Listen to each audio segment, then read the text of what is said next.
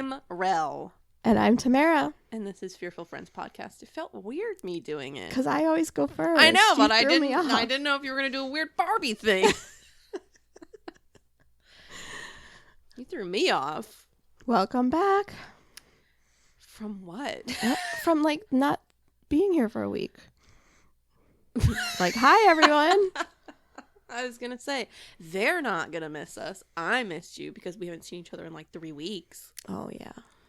I know. But some bitches just had to get strep. I am them bitches.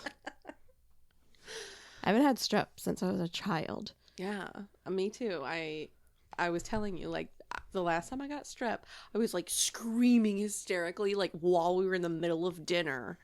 And I was just my throat hurts. And your parents were like, finish your corn. They took me to the ER the next morning. Oh, good. I had to suffer a little longer, but... That's crazy. It's no joke. Yeah, it fucking hurts. I wouldn't wish that on... Well, I would wish it on some people, but...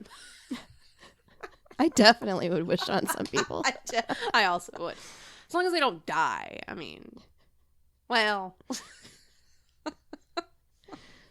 strep and scarlet fever are the same kind of infection. Are they related? Yeah. Huh. Because Em had strep a few months ago, and she had the rash all over her body. And the paperwork. What if it was just chicken pox? No, the paperwork that they sent us home with, whenever you leave the urgent care with your diagnosis and stuff, it said scarlet fever on there. And I was like, well, they told me she had strep. That's rad. Yeah. So apparently they're the same thing. I didn't know that. That's amazing. I should look that up. Yeah. I'd be interested in doing some research into that. How's your week been? Everybody is 3 on weeks? crack.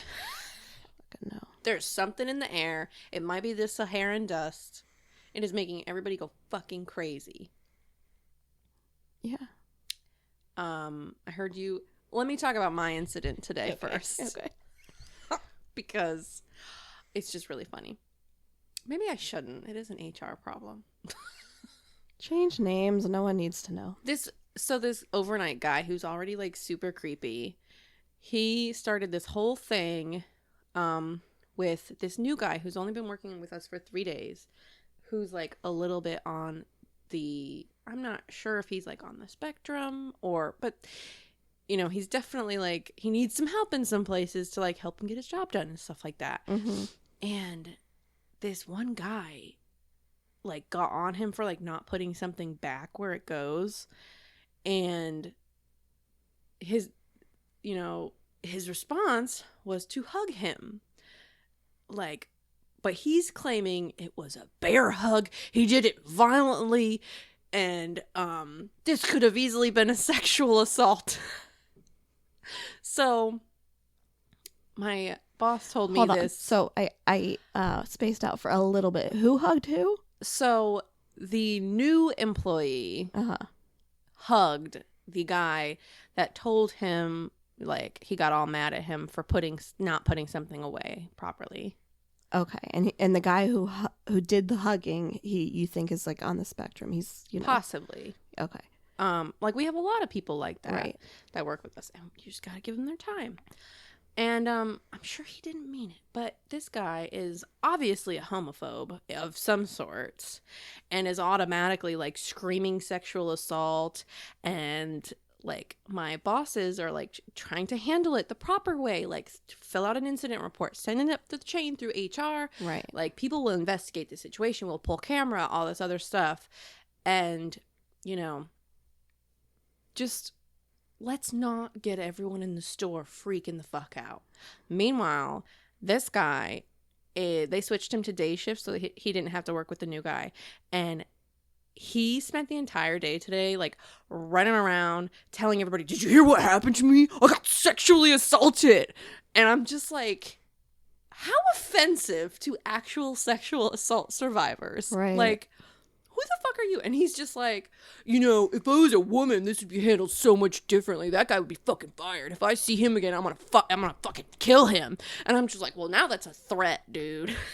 if you were a woman, so in the same situation, it would be like a woman hugging another woman. Like when they had like a little tiff at work. I don't know. Yeah, I don't Sexual understand. assault. Yeah. Yeah.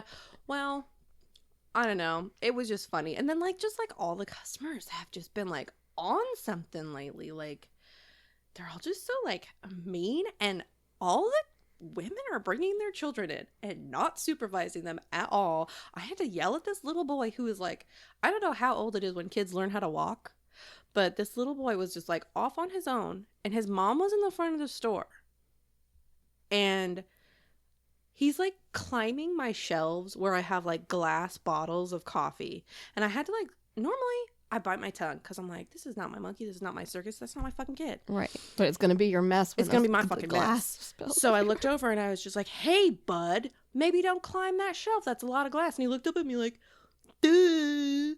And I had to like physically pull his arm, get him out of that door, slam the door, and go find your mom, and shoo him away like a weird little bug.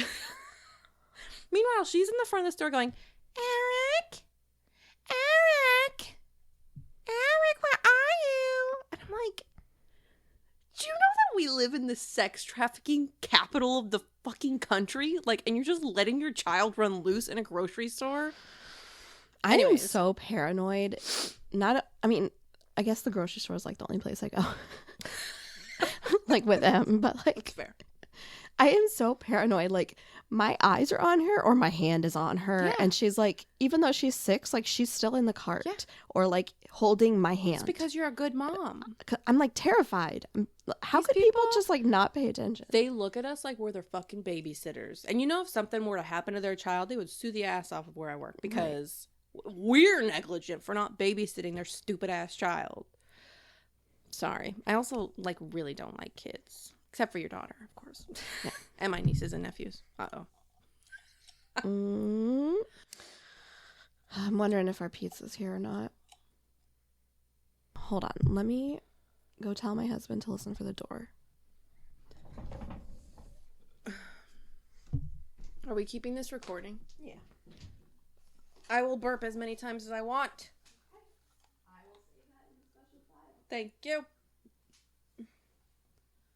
You look different. Did you change your hair? I did. My face is very hot. Okay. I got all heated. My headphones. Oh my God. Today's episode brought to you by weed and what's the word? Papa John's. I'm not on drugs. I've only had a seltzer and a third. Alcohol's a drug, Rell. I'm lucid. Okay. All right, so where were we? You just finished you're talking. About to tell me about your week. My week? Or how about why were the cops there when I pulled up? Yeah. Rell picked me up from work today. I felt like a little kid. Little princess. I was a bubble waiting for you to get out of school. Because my car decided to, stop working. You just can't, not have AC. It's 150 degrees outside. Yeah. So we're getting her fixed up. But today, when it was storming, the ATM ate one of our clients' money, and he said it was like $300-something. And, we don't run our... Did you just say it ate one of his monies? Some of his money. I don't know. Oh, okay. Maybe. Sorry. And I was like, 300. There's not a $300 bill. It wasn't just one of his money. It's a $330 bill. Oh, the exact amount that you were short. Yeah. So, we don't have access to our ATMs. They're handled just by someone else. And so if lightning strikes, what are you supposed to do? Just call them and tell them. So, I guess something happened with the storm, and a customer was depositing money, and it ate his money, didn't put it in his account. And so I hear him screaming at the ATM, and I'm in the teller line on the drive-through. The ATM's like our fourth line. Box? Yeah. So I turn on the speaker for the next closest lane, and he pulls up so he can see me, and he starts screaming at me, and I really can't make out what he's saying. And I'm like, what? And he's just like, fucking motherfucking money, motherfucking card and the agent. They are just like going. And I'm like, what is going on? And he finally explains to me what's going on. I'm like, okay, you need to come inside. We have to file a dispute. And sometimes nothing can be done right then and there. Oh my God, that's so sometimes scary. they'll give you your money right away, and sometimes they won't. We have to put in, the incident, like this happened, and either they'll give you provisional credit or they won't, based on your account, like history with us. Do you have a sketchy account? Yeah. And like, are you always getting fees? Are you asking for refunds? Are you constantly like going in the negative? Right. Because, I mean, you could come in and say that same thing and where you weren't even at the ATM. And you're just a crackhead and needs a fix. Right. So sometimes they do give you provisional credit right away, and sometimes they have to, go through the steps to investigate, which sucks when it's true and it's your money. Like, I understand why you're mad if that was me in that position. $300. Yeah. That would mean a lot to me. I would be totally screwed missing out on $300, even if it was for a few days or whatever. But he came around into the bank, and my banker tried to help him, but he didn't get the money right away because he had a sketchy account. Yeah. And so he asked for my manager. My manager comes out, and then he starts screaming in the lobby curse words and like saying, no, you better put that money in my account right now, and just going on. And my manager can't calm him down, and my banker, who's a man, can't calm him down. And she just tells him, like, you need to leave now. Like, she was trying to be understanding because it is a bad situation, and you're our client, and we do care about you. But now, you're making a situation. Thank God there's no other clients in the bank at that time. But it's scary. Yeah. Like, I work in a place where there's bulletproof glass around me. Like, people get scary, especially this day and age. You don't know what people are capable of. Yeah. So he walks outside, comes back in, starts screaming again at my manager. My manager's on the phone with security at that point, and they've dispatched the police out. So he goes and sits outside on our benches, and we're watching him. You told him the police were coming, and he just sat outside? Yeah. Oh, he threatened to call the police, too, because we were stealing his money. Okay. So he was like, yeah. My word. Yeah. And wouldn't that be funny if they, like, walked in and they were like, give him his money! Give me money! That would have been really funny. And it would have been funny is calling 911 and being like, the bank stole my money. Oh, sorry. They won't give it back to me. So, the police calm him down, and he comes back in and apologizes to all of us. And I mean, whatever. Oh, he actually apologized? The police made him. Oh, like a toddler. Yeah. Go say you're sorry. Yeah. I don't want you. Go say you're sorry. Yeah. Sorry. But, I mean, the guy had a right to be angry, but the way he acted, like... Yeah. When there's nothing you can do, there's nothing you can do. Like, stop screaming at people. Yeah. And I mean, if you would have been calm and my manager wasn't, like put into this like situation where she's being screamed at right when she walks up, like maybe there was a solution, but you were screaming at her. Nobody can think when you're doing that. Remember when I did that Western Union for that one guy, even though like it was like totally against the rules, he was like screaming at me, calling me stupid, being abusive, and I just like put it through because you just can't think when that's happening. Like, I mean, thank God you guys didn't do that, but never submit to the terrorists. Right. But like, I'm much better now, by the way. Right. Yeah, I mean, like, she could have, if he was calm and like, okay, she could have been like, okay, come into my office. Maybe I can try to call like back office, or, maybe call up to like a regional manager or something and see if they're able to override it. But you're being violent and threatening in our lobby, and now we have to call the police. Was he being violent? Was he like slamming some brochures? He was like kept going outside and coming back in and like marching at my manager like this, and she's really like, freaking out because they go outside and then they stew and they're like, no, I'm not leaving, I'm going back. Yeah. So, but then the police said that they were going to stay in our parking lot Yeah, so no, we they could were exit the gone when I building. came there, but those are the most dangerous Yeah. times. And Even at grocery stores, those yeah. are the most dangerous times. Yeah. So I was 'Cause kind of it's pissed dark. the police left. Yeah, that is Whatever. kind of annoying. Okay. What now? You need to check your pizza order. It's here.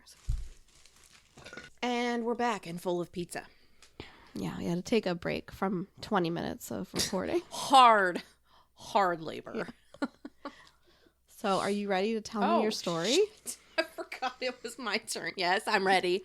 I've been ready. I'm so excited. I am too, actually, because, Good. like, I just really love... Sorry, I can't recognize my pink cheeks.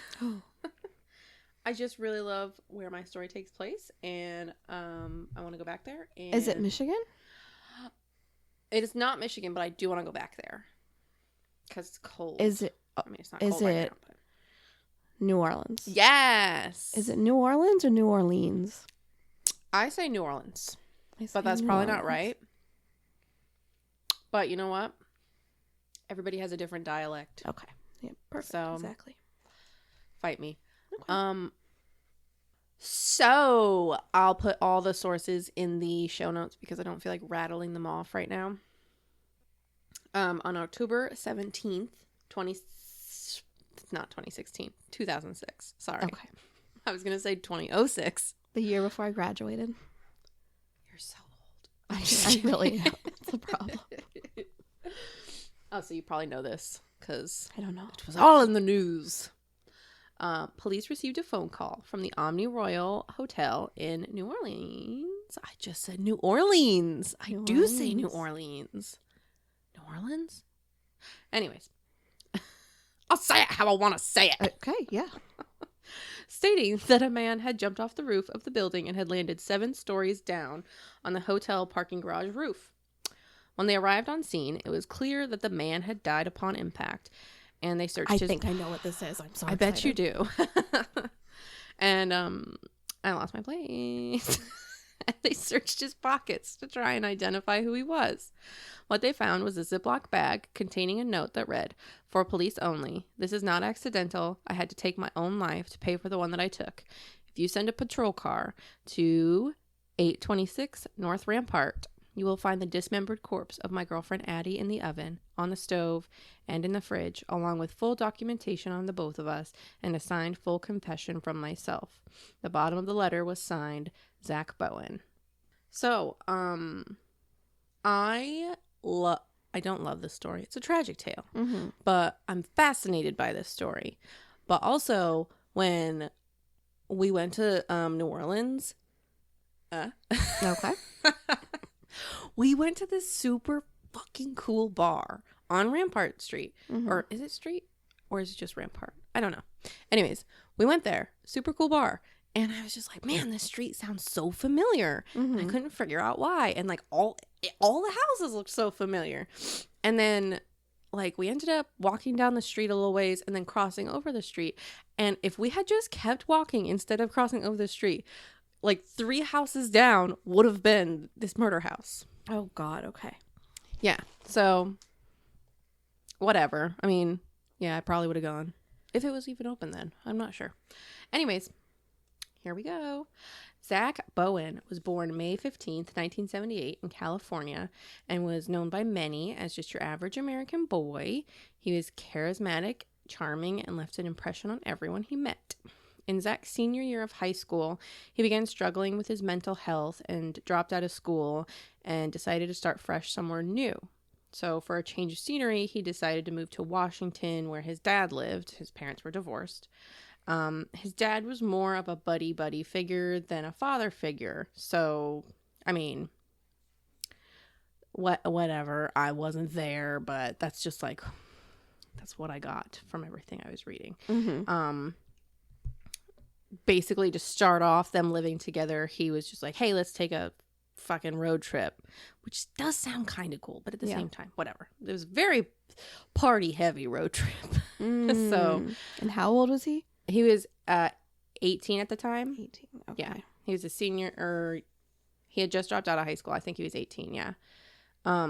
So they ended their cross-country road trip in New Orleans, where they decided to stay. They extended their stay, and Zach fell in love with the area. He stuck around and got a job as a bartender on Bourbon Street at 18, which is poppin', always poppin'. I guess he was like selling Go Cups, which like in New Orleans you can drink on the streets, open containers and all that. So he would like shout out the windows like, hey, you know, come get this shit, and you know, you just grab and go. It sounds pretty awesome. Yeah, it does. I did not do that. It's like it was Vegas. Too I hot didn't do it when in we were Vegas there. either, yeah. It's too hot to drink on the streets. We were crawling for AC. Yeah. So, pretty soon after, Zach began dating an exotic dancer named Lana or Lana. I'm not sure. I like Lana better. I also like Lana. Okay, we're going to go with Lana. Yeah. That he met while bartending. And after a short time, she found out she was pregnant. He was 18. At first, Zach was understandably shocked and hesitant to become a father at such a young age, especially since baby mama was 28. Yeah. She grown and he's a baby. Yeah. And yeah.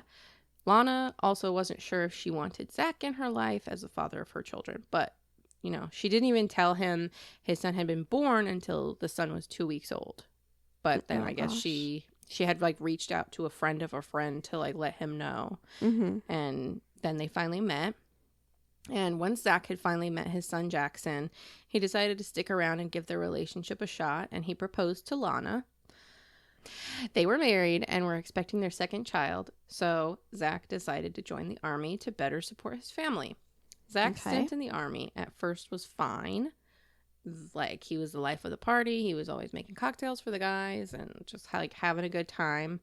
He was originally stationed in Germany. There was no war at the time. That's where my dad was stationed in Germany. Oh, yeah, Frankfurter. Cool. I don't know where he was stationed in Germany. Should have looked that up. Oh well. I want to go to Germany. I would love to go to Germany. Yeah. Seems like it rains all the time there, though. It's better than fucking being in the hot South sun. Florida. That's true. So yeah, all was well, but then 9/11 happened, and everything changed with his like service. They started taking all of his trucks which were like originally for like peacekeeping and stuff like that, and they started outfitting them all with armor, and like shit was getting real. He was sent That's so scary. That is so scary. And like, he like at one point told Lana, and he was like, everything's going to change. Yeah. That's so scary. That's horrifying. Ugh. He was sent to both Iraq and Kosovo, which were both like brutal, and had seen like the most horrible shit imaginable that humans can do to humans. And he was doing the job, getting it done, and was promoted to sergeant. But with this success came severe PTSD from the things that he saw, and his mental health declined. One day, he was just short of passing a physical. Now, basically, from what I read, he was like purposefully trying to fail the physicals because he was like over the army, and his wife Lana was really sick at the time, and he wanted to get back to the States to see her, and they wouldn't let him. So he was just like over the army, and he wanted out, and he was like faking his physicals. But also, if he didn't pass his physicals, then he would be discharged, and he wouldn't get any of the benefits that come with like serving your time. So it's like, why would he? I don't understand why he would purposefully fail them. Maybe it was just really that bad. Or maybe like, yeah, I mean, and maybe his mental health was just like all fucked. Yeah. So, yeah, he was just short of passing a physical, and he was generally discharged, so not honorably discharged, which was devastating for him because he felt like all the trauma he had been through was for absolutely nothing. And not only that, but now he would be denied the benefits that would help him get a decent civilian job and provide for his family. No insurance, nothing. And his wife Lana would have to go back to stripping. You know, it's bad all around. So he made his way back to New Orleans, where his relationship with his wife deteriorated, and they eventually separated. Zach went back to bartending, and this is where he meets his future girlfriend and victim, Addie Hall. Addie was born January 15th, 1976, and was known to many of her friends to be a creative and free spirit. She relocated to New Orleans after leaving an abusive and toxic household in I think Durham, North Carolina. I don't know why this just says in the North Carolina. The North Carolina. Good job, Rell. It is the not the South. Not the South. And it fit right in. It fit right in. She fit right in. I was very tired when I wrote this. She fit right in amongst the artists on the French Quarter, which there are a lot. I was very surprised when Matt and I were walking the French Quarter. It was just like little like tables set up with like, I mean, like some of this shit was like so cool. I was like, can we stop? And he's like, no, they're gonna scam us. Yeah, you made New Orleans sound scary. I've thought about it a lot, and I think I just had really, really bad anxiety. I think everybody really, really scared me about it before we even got there. Like every single person that we talked to that like when we went there was just like, you're going to get mugged. You're going to get murdered. It's the murder capital of the country. But it was a good time. And if I hadn't been so scared, I would have had a good time. So next time I am going back with a much opener mind. Okay. Opener? Is that a word? It is now. Much more open mind. So, although Addie lived an independent bohemian lifestyle, she also had her own demons. According to many of Addie's friends, she struggled with bipolar disorder, and she would get very aggressive when she drank. She was not fun. Zach and Addie began working together, and at first she was super annoyed by him because of all the tactics he would use to sell booze to people. He was like this cute, tall guy. He was like 6'7" or something like that, shouting out windows, being like, hey, hottie. I don't know if that's what he said. That wouldn't attract me, but I'm sure he did something. Get those go cups going. I mean, work with what you got. I do like them tall, the selling business. Yeah, that's true. That's true. She didn't like that. She was annoyed by it. She was just like, you're gross. And, but he was hot for her. Aww. Yeah, like immediately. He would always make excuses to like stay late and talk to her. And like, I don't know. He would like stay after hours at the bar to just like hang out with her. And eventually he wore her down and they started dating. They both loved the nightlife and partying and drinking. Hate that he wore her down. Ugh. Yeah, I'm sure he was just like, hey, come hang out with me. Hey, come hang out with me. I don't know. I feel like Matt kind of wore me down. Yeah, kind of. Yeah, a little bit. I love him dearly, in case he listens to this. I think I wore my husband down. Oh, God. I mean, you guys did have a baby together. I wore him down. Pretty wearing. Is that a word? I'm just making up all kinds of words today. I lost my place again. Nightlife. Yes, they both loved it. Mm-hmm. And the partying and the drinking and the drugs. Oh, the drugs. How they make you just sploosh. Yeah. Okay. Zach finally felt like he could have fun and let loose with Addie. The two fell quickly in love, but the good times just wouldn't last forever. In late August of 2005, Category 5 Hurricane Katrina made landfall about 45 miles south of New Orleans. It caused 53 levees to break and flooded the whole city, except for basically the French Quarter, because it was on like highly elevated, slightly elevated. Whatever, I'll get to it. Anyways, okay. It caused over $100 billion worth of damage and killed around 1,400 people, which is like disputed because a lot of them are still missing, including one of my sister's friends. Still missing. Yes. Oh my God. Yeah. People who couldn't or wouldn't evacuate. About 80% of the city, as well as large areas in neighboring parishes, were flooded for weeks. Now, a parish is like a town, possibly a county. I think it's small. Like, I think it's like a town. Maybe. They have it broken up that way. Like how New York is broken up in boroughs. Boroughs. Yeah. Okay, that makes sense. All right. Should look that up. They were flooded for weeks. Those parishes were. The flooding also destroyed most of New Orleans' transportation and communication facilities, leaving tens of thousands of people who didn't evacuate with little access to food, shelter, and running water.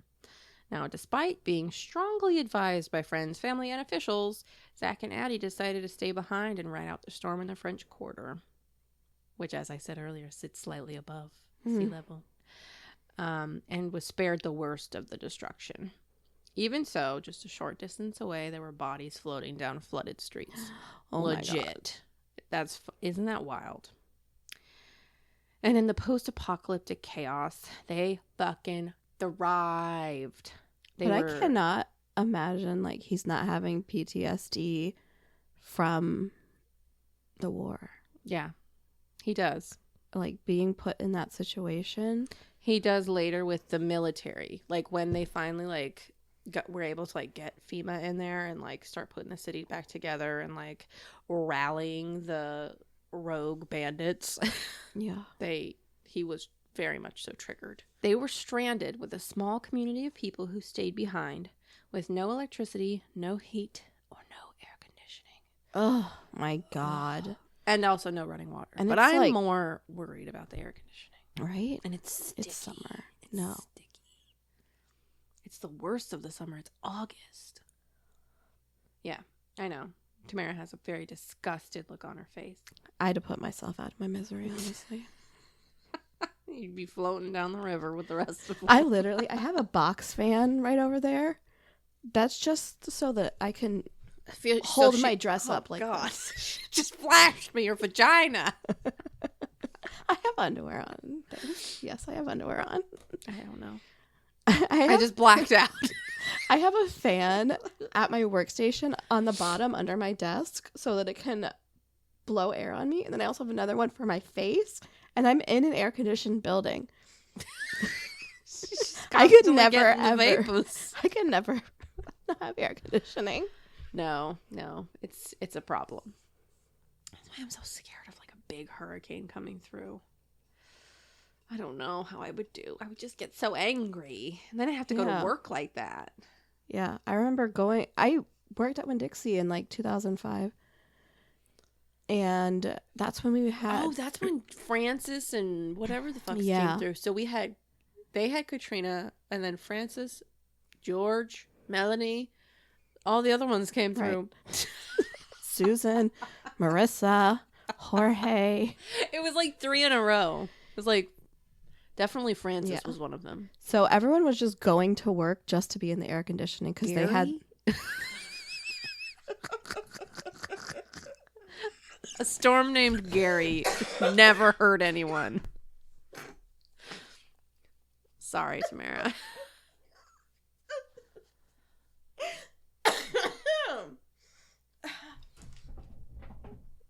And we're back. Sorry about that. That was really funny. Thank you.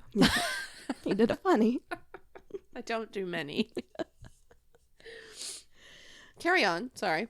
Anyway, we would go into work because it was the only place where you could get air conditioning. Right? Like, it was miserable.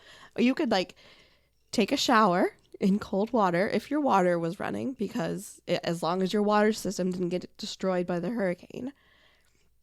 You could take a cold shower because you didn't have, hot water. Yeah.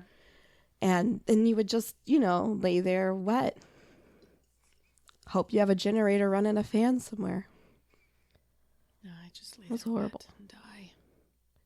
I think it was like June. I might set up some lawn chairs outside my house where we get that crosswind. Yeah. And just sit in the shade like a weird tan old lady. I don't know. Yeah. I would just go to work. All right. I mean, I do work in a dairy cooler. Yeah. That would be nice. But all of my shit no, I'm not thinking about this. Yeah. I don't. Watch out. Okay. No matter, though, all of those things that we have mentioned 17 minutes ago before we got sidetracked, they didn't care. To them, at that moment, they owned the city. They would go to abandoned bars. Now, this sounds fun, though. Okay? That does sound fun, yeah. They would go to abandoned bars, steal all their booze, and then take it home, set up tables outside their place, and make cocktails for the neighborhood. It does sound fun. You can't let it go to waste. I know. And, well, like, who's going to miss it? Right. Half those places couldn't fucking open back up anyway. No. I mean, they did, but and they were probably Insurance missing their booze. Paid them. There you go. That. FIFA or whatever. FEMA? My husband's going to kill me. Oh, God. So, yeah, they would make cocktails for their neighbors in exchange for food and water. And then, like, whenever they would, like, go and get into, like, grocery stores and stuff like that, they would take all the canned food that they could find, and they would, like, cook up big pots of, like, food for the neighborhood. It's, like, so sweet. And they would light trash and mattresses on fire in the streets to cook and stay warm after dark. Stay warm after dark? I was thinking that too. Like, it's August. It's hot. But, like, you know how, like, when you're... I personally cannot sleep without a blanket on. Yeah. It's a security thing. Yeah. So, they don't... I mean, it's not like their blankets got damaged in the storm. I don't know. Maybe it gets cold in Louisiana at night. Okay, maybe. All I can picture is, like, when I'm walking Lucy at, like, 10 o'clock at night and I still can't breathe. And I'm like, I got to go take another shower. I'm so sticky. Yeah, I don't know. I even keep my blanket on when I'm hot. I don't know. That's why I have a flat sheet. I used to sleep with a flat sheet. Everyone is against flat sheets, but hear me out. I used to sleep with a flat sheet, but then it wasn't enough protection against murderers. Oh, it's not. Okay. For me, it's enough. It's just enough where, like, I feel like I'm covered, but I'm not hot. But what if the demons come at you in the middle of the night? That flat sheet's not going to protect you like a fleece, micro, what is it called? Micro fleece? You know, if the demons want to take me... It's my time to go. I might not have to go into work the next day, so that would be good. It's very thin. It's very thin. Or, like, you could just have the comforter on your feet. Okay. No. I can't have anything on my feet. Well, the demons are going to get your feet. Are you freaking kidding me? That's the most vulnerable part are your feet. I have to keep the tips of my toes out of the blanket because I get very claustrophobic when my feet are trapped. Someone is going to nibble on your toes in the middle of the night.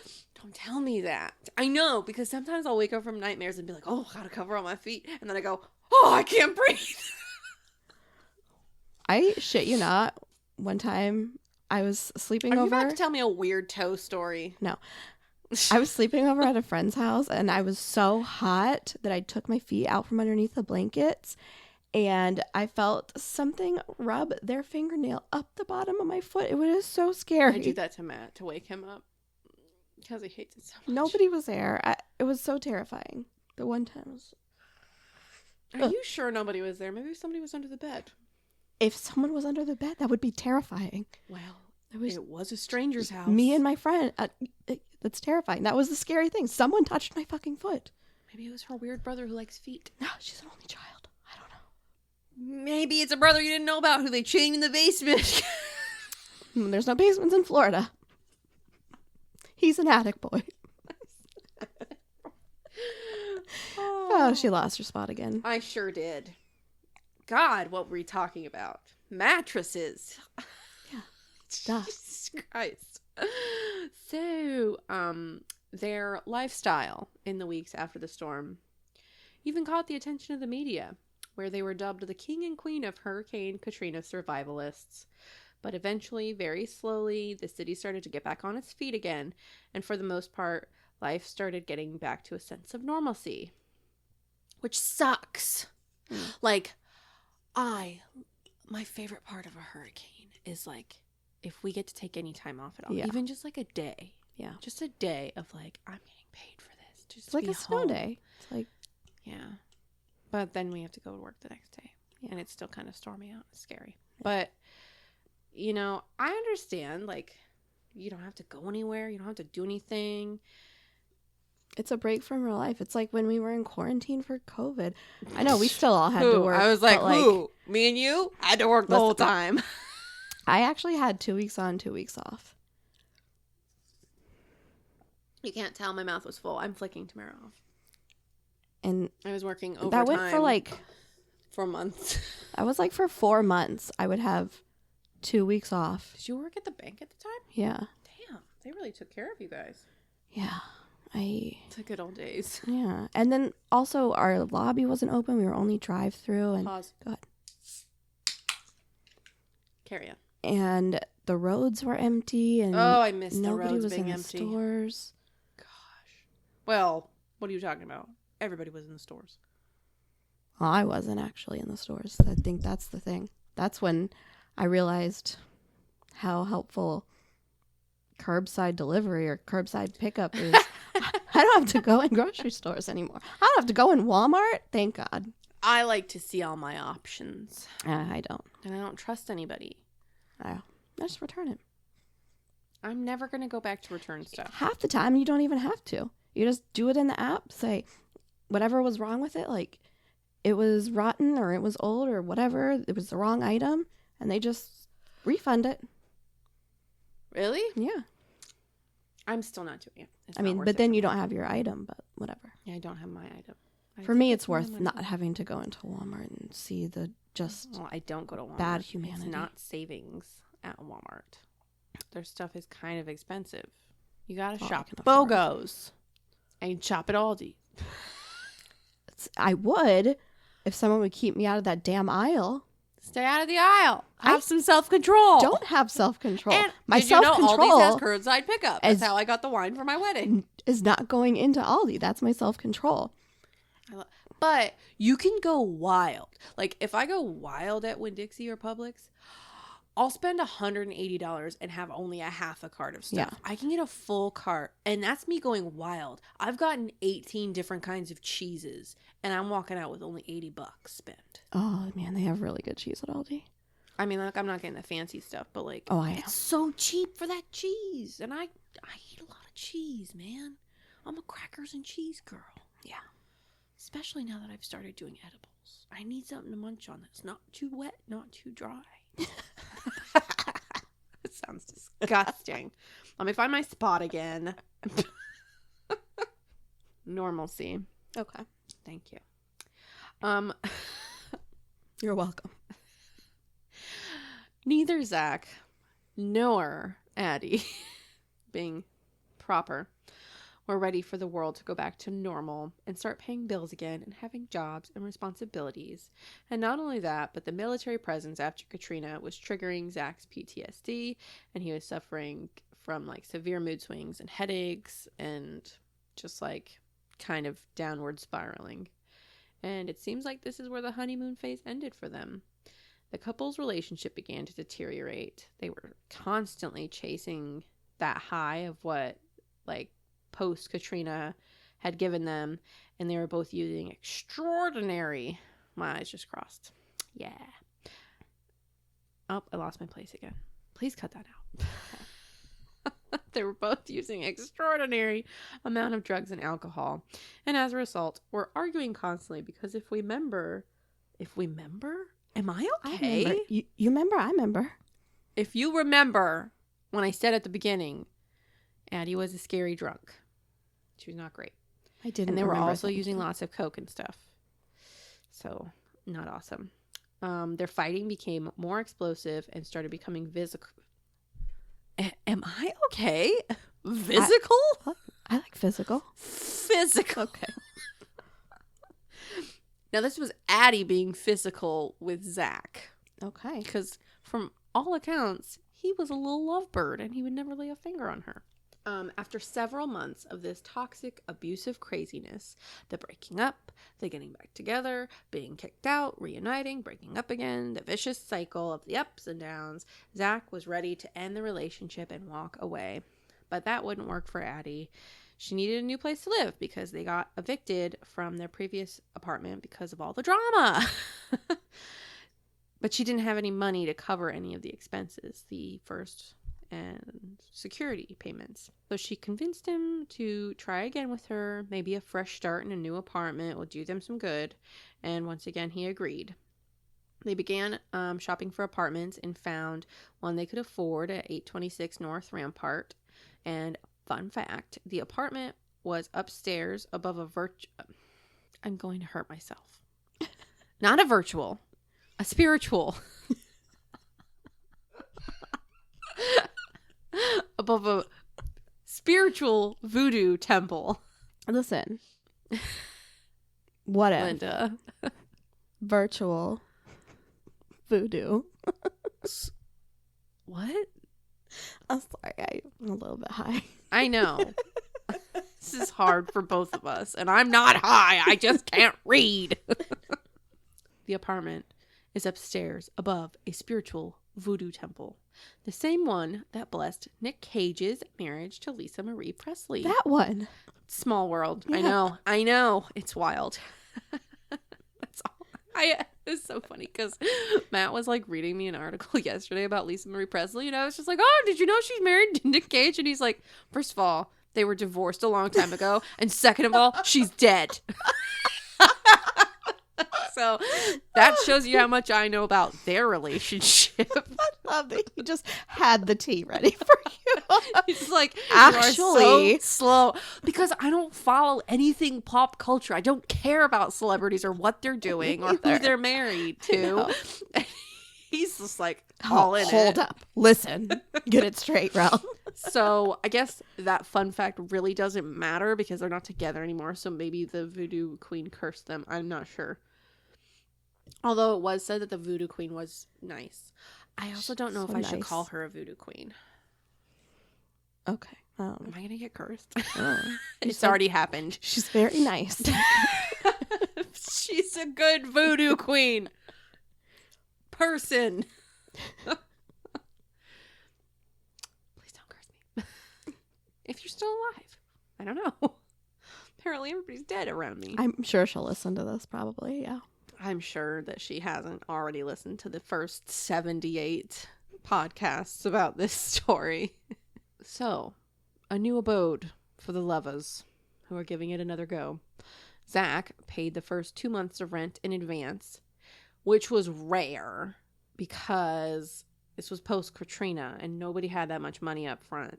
So the landlord was like, oh, okay, let's shake on it. Why did he have that much money? Because he's a bartender. Oh, okay. They make good money on, I'm not sure if he was still working on Bourbon Street, but they make good money in New Orleans at the bars. Like thousands of dollars in tips a day. Maybe. I don't know. That sounds right. Okay. Stop asking me things. You're right. I'm very sorry. I've never bartended. I'm too scared of people. Right. Yeah, exactly. So basically the landlord agreed with a handshake because he wasn't going to turn down that money by having to draw up some frivolous papers. But in the meantime, a few days later, Addie went to the landlord and actually had him draw up a physical copy of a lease and in her name only so that she could later kick Zach out. Oh my God. Even though he's the one that put the money out front. It's just dirty dealing. Do you know if the landlord knew that Zach was the one? Oh, he didn't care. Okay. He did not care. So then, like, Zach called, like, 10 minutes later after she kicked him out and was just like, hey, like, she just kicked me out. Did you put only her on the lease? And he's like, yeah. And he's just like, well, she fucking kicked me out. What am I supposed to do? And the landlord was like, I don't know. Sucks to suck. Yeah, nothing I can do. Like, whatever. It is what it is. This was the tipping point. Okay. Of all the accumulation of poop. Yeah. Mm-hmm. So the next couple of weeks would be ... wild. Question mark. This is what I wrote. Okay. I don't know what's wrong with me. I do the same thing in my notes. Like, oh, this is great. It's really going to come across. I got into a frenzy because I just really wanted to take a nap. Okay. Mm-hmm. So Zach grabs Addie's diary and details everything that happens in the next several days in it. ... Oh my God. On October 5th. That's your birthday. I know, I wrote, my birthday! And then I was just like, ew. That's not a good thing. Yeah. After a volatile fight about the lease, Zach strangled Addie to death. Oh God. On my birthday! Oh yay. He writes in her diary that he was calm and it was quick. He then states that he sexually defiled her body and then fell asleep next to her. And then he woke up in the morning and went to work like he always did. Like, no change. He then goes on to explain that he had to dismember her corpse at some point to get rid of it. Obviously. And what better way than to separate the meat from the bone? So he decided to cook the body. A later autopsy of Zach would prove allegedly that he did not eat her. Oh, okay. But it is worth mentioning that she had been dead 12 days, I believe, at the time that he jumped off the building. Yeah. So that's a lot of time for food to digest. So we don't know. I mean, I'm going to go with probably not. I'm going to go with he just needed to get the job done and get rid of the body. Okay. But then it's also just like, why did he leave it on the stove? Why did he put it in the oven? You know? Okay. Like, if you're going to get rid of the body, why would you leave it all there? I don't know. Okay. Ugh. Just food for thought. Food. Okay.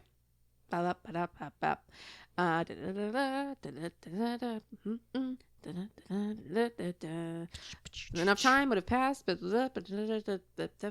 So, yes, in his mind, this was his way of quickly getting rid of the body. He writes, quote, "Halfway through the task, I stopped and thought about what I was doing. The decision to halt the first idea and move to plan B, the crime scene you are now in, came after a while. I scared myself, not only by the action of calmly strangling the woman I've loved for 1.5 years, but by my entire lack of remorse. I've known forever how horrible a person I am. Ask anyone." Unquote.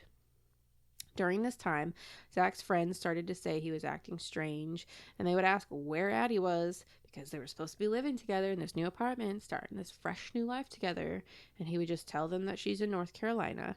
And that seemed to be believable for them because of how, like, crazy their relationship was, and they were constantly kicking each other out, and, you know, they would both disappear and come back, and it just happened all the time. So, towards the end of it, Zach quit his job, and he had decided, like, couldn't get rid of the body. The jig is up. It's over. And he decided that he was going to end his life, but he was going to go out with a bang. He took all the money he had, about $1,500. I think he gave like $600 of that to Lana. He called her up and he was like, "Hey, here's some back child support." He hung out with his kids for a little bit. And then he spent the rest of his final days partying to the extreme. All the drugs. Okay, I'm looking at pictures of them. I'm not ignoring you. Aren't they cute? He's kind of cute. He's kind of cute. Not to be ill of the dead. All the drugs, all the sex, all the alcohol. Extreme. And when the last of his money was gone, Zach turned the AC in his apartment all the way down to 60 so that Addie's body would decompose slower. He spray painted the walls with silver paint. I mean, like, all over the place. "I love her. I'm a total failure. Look in the oven." And then, like, on the oven door, he spray painted "Don't look here." And then he also spray painted on the walls Lana's phone number so that they could call her. Oh my God. Yeah. Zach then went to the rooftop of the Omni Royal Hotel, opened up a tab at the rooftop bar, and proceeded to get blackout drunk, and down he went.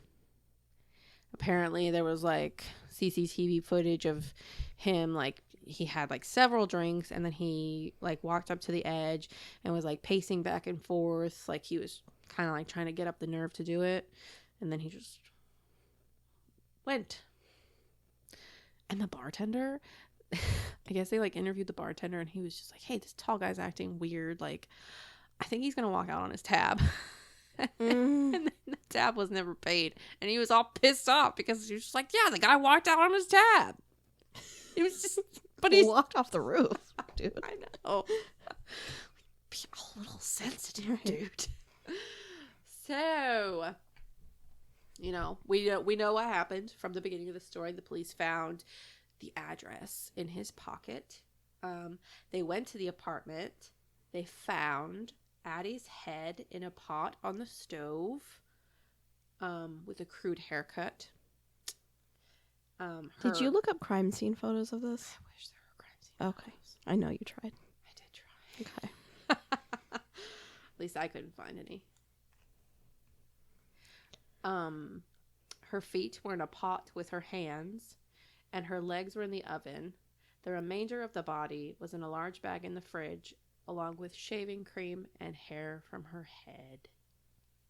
Like, why would you keep the hair? That's weird. That is weird. I don't like that. After their deaths, the upstairs apartment remained vacant. The voodoo temple had to relocate. I'm not sure if they like decided to move out on their own or if the city like evicted them. I'm not 100% sure on that. And a true crime tour moved in where you could pay to tour the murder house, and they kept the original stove and the original fridge in place and decorated the house with like cheesy ass blood splotches, like, and spray paint and all that. just really I mean, I would definitely go there. But I don't need all that decoration. That's weird. It's just so soon. Too soon. You know, it's like... I mean, at this point, it's been 17 years. I did not graduate high school 15 years ago. Hold on. Was it more? Yes, you did. Because I graduated high school 13 years ago. Oh, God. 2010. And what I was thinking is like I'll go to like the Whaley house with like that. People died there, you insensitive bitch. I know, but it was so long ago. But like this just happened. I mean, yes. I would still go. I think I would still go. Okay. But not for like a true crime walk because all they have there are the fridge and the stove. I would go for the paranormal aspect because apparently, allegedly, I'll say, this place has been haunted since before the couple even moved in there. Apparently, like, some neighbors had like lived. This one guy like lived in the building before, and then he like moved to the building next door, and he said that like even that was too much for him. The place was off, and the backyard always smelt like dead bodies, even though there weren't any dead bodies there. And it sounds like he just needed some attention. I know. But then I think everybody was just like trying to blame the poor voodoo temple. They were just like there's already some energy there with that. Right. But I don't know. From what I read, the voodoo lady was nice. She was chill. And she was like blessing people's weddings. That's all I read. She was really nice. She was great. She wasn't out cursing people. But honestly, I don't think this really has anything to do with ghosts or anything like that. Mm-hmm. But it would be interesting to see if maybe there's a ghost there now of a very angry drunk. Yeah.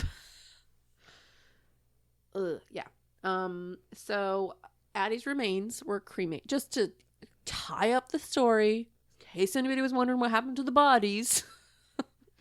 Addie's remains were cremated and claimed by her family months later. Months. Why months later? Like, because they were kept or because they didn't? I guess they just weren't. Because, like, she left North Carolina because her family was, like, abusive. Okay. And that's how long it took them to get her. And Zach was also cremated. And his wife and their 2 children kept his remains. Still have them today. Wow. Yeah. That's eerie. So,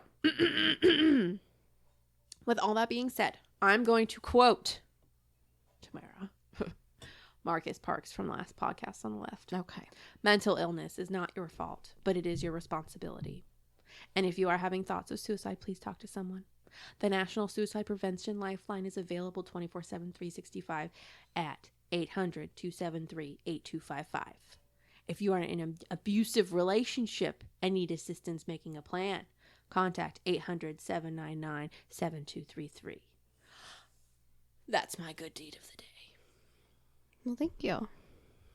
Tamara. Yeah. Do you need to call that number? No.